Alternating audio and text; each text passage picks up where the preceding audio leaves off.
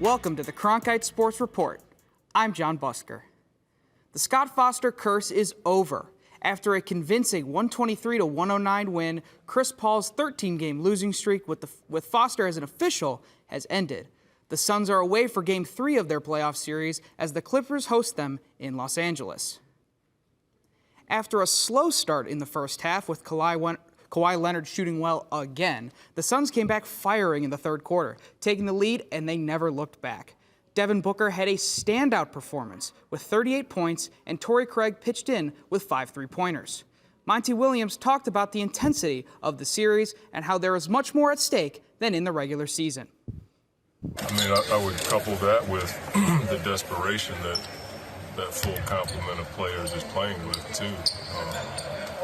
So it does bring a level of stress to the game in certain situations that we probably didn't see during the season. This is the first time we've seen a really good team with high-level players playing every possession like it's their last.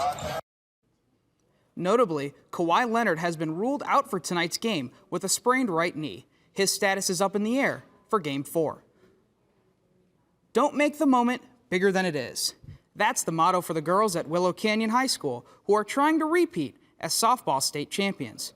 Sports reporter Aviana Hapez has more on the story.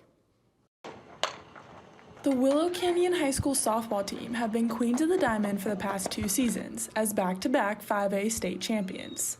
And this year, the Wildcats are going for a three-peat. I definitely feel like we do have a target on our back. Ever since we won the first one, it's been kind of like, oh, we're the team to beat, because we have gone back-to-back and we've lost 2-3 games in the past 2 seasons. So it's just everyone wants to beat us because we're like the top team. This year's team is led by All-State senior pitcher Marissa McCann, who is set to play at Missouri next season. Head coach Donnie Tizano's team has been so dominant, they've won more than half their games by at least 10 runs. Power, we run the bases really well, we defend really well. So it's, even when you do get the ball put in play, we catch it pretty well and we make really good decisions with it. With 7 college commits, there's no doubt that this team is littered with talent. However, the secret to their success isn't necessarily how they play, but rather what they say. To state, we always say don't make the moment bigger than it is. And that's really important for us, like when the crowd gets super loud and the other dugout is just so hype, like don't make the moment bigger than it is. Like we've played softball for so long and like that's what we're here for, so just go down the field, take care of business like we know how. Just like they've done the last 2 years. From Surprise, Arizona, Aviana Hoppus, Cronkite Sports. Time is ticking as the countdown begins for Phoenix to host the 2024 Men's Final Four. Sports reporter Ana de la Cruz was at the Sky Harbor Airport today for the unveiling of the clock. It's the final countdown. Nope, it's only just begun. Here at Phoenix Sky Harbor International Airport, the local organizing committee just unveiled the countdown clock for the 2024 NCAA Men's Final Four tournament. It's only the second time that Arizona has hosted the prestigious event. We were here in 2017, and it's really the second time it's been west since 1995 when it was in Seattle. Last time the event made its way through the valley, the attendance was north of 150,000 plus fans, which is the second highest in Final Four history. Arizona State is thrilled and grateful for the opportunity to serve as a host institution. Arizona is no stranger to hosting events. This year, Arizona was home to Super Bowl 57, the Waste Management Phoenix Open, which they host every year, and in 2026, Arizona will be hosting the 2026 NCAA Women's Final Four tournament in the heart of downtown Phoenix, the Footprint Center.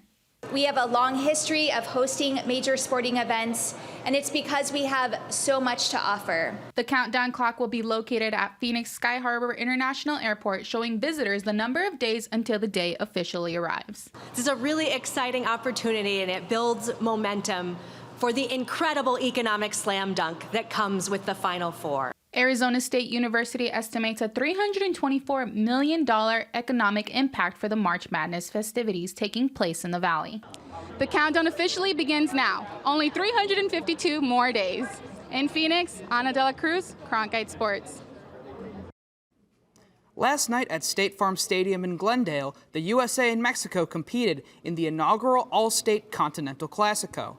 This is the 75th time the rival teams have met. After a full game of friendly play, the USA and Mexico ended in a 1-1 draw. Mexico struck first in the 55th minute, but the U.S. tied it up at the 82nd minute with a counterattack goal from Jesus Ferreira. The annual event is intended to become a staple for the U.S. men's national team to play against a top-tier opponent from Central, North, or South America, and to help grow the game of soccer in the United States. That's it for your Cronkite Sports Report. Let's send it back to Jonah and Lydia.